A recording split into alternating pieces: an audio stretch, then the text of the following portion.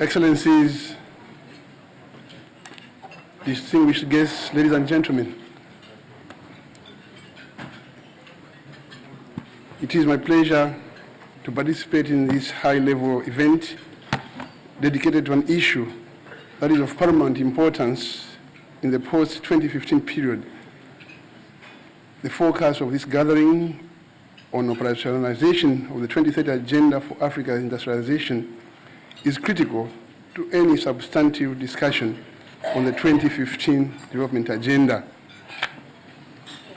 Africa is a continent that has been characterized by poverty, with almost half its population earning below $1.25 per day. Zambia is among 34 countries in Africa that are classified as least developed countries. Although Zambia is the least developed country, it has also been classified a lower middle-income country by the World Bank. Zambia is and has sustained a steady GDP and trade growth over the last decade. Despite the strides that have been made in economic growth and expanded trade, the major share of its export is raw materials. As a result, this growth has not been sufficient to significantly reduce the poverty, and unemployment in the country remains high, especially amongst women and the youth.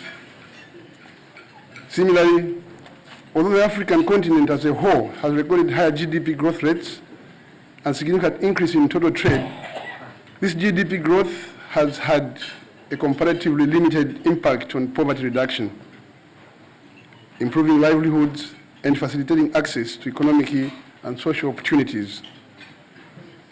As a consequence of this jobless growth, unemployment remains high, especially among the youth, like I've already said, particularly for young women, and therefore income inequality is also on the increase.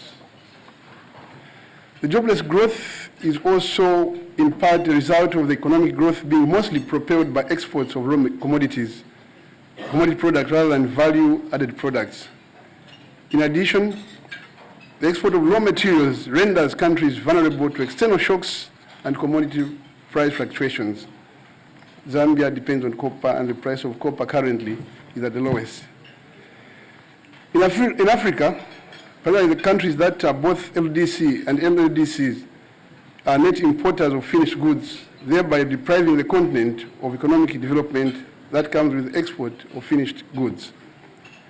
The weak manufacturing base in our countries does not allow for local value addition.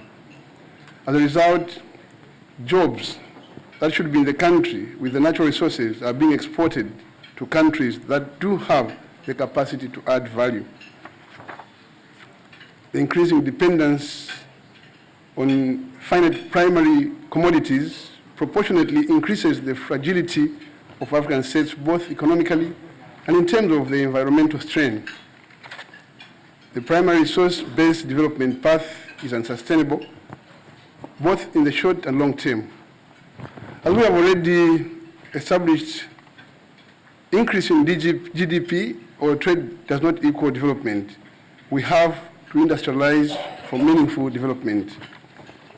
Industrialization is indispensable for our countries to achieve sustained and sustainable economic growth that is socially inclusive and environmentally sound. It is therefore an inevitable solution to bring about the much-needed structural economic transformation. Industrialization-induced structural economic transformation will enable our countries to diversify their economy, raise productivity, create better jobs, and increase their competitiveness in the global market. African countries are committed to diversifying and industrializing our economies, our countries, as enshrined in our 2063 aspirations. However, to diversify and industrialize our economies, we need the support of various partners. We need effective and efficient partnerships with a broad range of stakeholders to implement the necessary policies and practices of change. An important component of diversification and industrialization is technology sharing and transfer. I call upon our development partners and the private sector to play an active role in facilitating technology transfer to our African countries.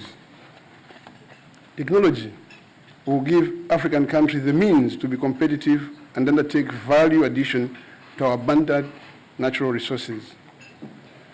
Today's discussion, therefore, is on the kind of multi-stakeholder partnerships for industrialization in most critical areas, an interactive dialogue among governments, traditional and new donor partners, including governments, international financial institutions, private companies, and civil society and academia, and this is vital. I wish to implore UNIDO to develop and implement a new and innovative partnership model for implementing industrial development plans and programs at all our countries' national levels. This will complement the efforts of countries like Zambia as we work towards industrializing and diversifying our economies. It will also position UNIDO as a strategic partner in the implementation of the 2030 Agenda for Sustainable Development.